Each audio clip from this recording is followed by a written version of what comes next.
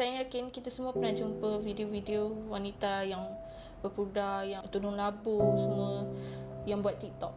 Okey, buat TikTok. Kalau zaman dulu saya tengok, masa zaman-zaman TikTok ni tak ada lagi. Sangat susah sebenarnya nak tengok perempuan yang pakai pudar ataupun pakai tudung labuh ni muncul dekat media sosial sambil buat gaya yang kita semua tahu macam mana. Tapi sekarang ni seolah-olah macam senang je kita nak jumpa video-video yang macam tu kan.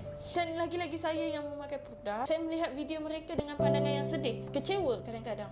Sebab bila kita memilih untuk memelihara diri kita dengan menutup aurat dan sebagainya, kita kena ada prinsip bahawa tak semua benda kita perlu ikut dan tak semua benda kita perlu buat. Contohnya TikTok ni tak sesuai untuk seorang wanita yang berpudar ataupun menutup aurat sepenuhnya untuk join buat TikTok, walaupun hanya letak background lagu ataupun sekadar lengkukkan jari dan sebagainya. Tak perlu pun sebenarnya, sebab apa yang saya nampak adalah ia tidak membawa sedikit manfaat pun. Saya ada 3 nasihat untuk muslimah yang buat TikTok ni.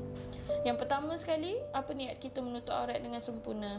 Adakah sekadar untuk kita menayang tubuh kita dekat media sosial ataupun menayang apa yang kita ada di media sosial? Bila niat kita tak terurus, apa yang terjadi adalah kita akan mudah terjebak dengan TikTok dan sebagainya. Kita akan mudah terjebak untuk apa yang orang lain buat, kita pun akan buat.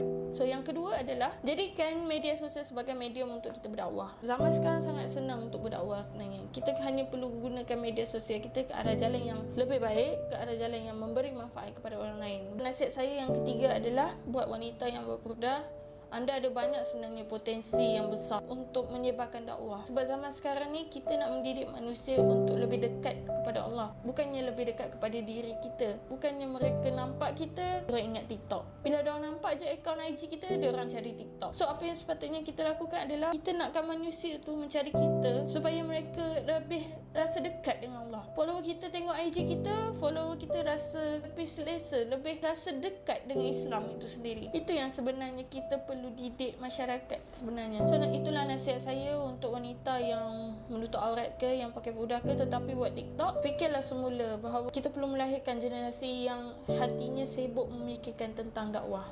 Allahuakbar.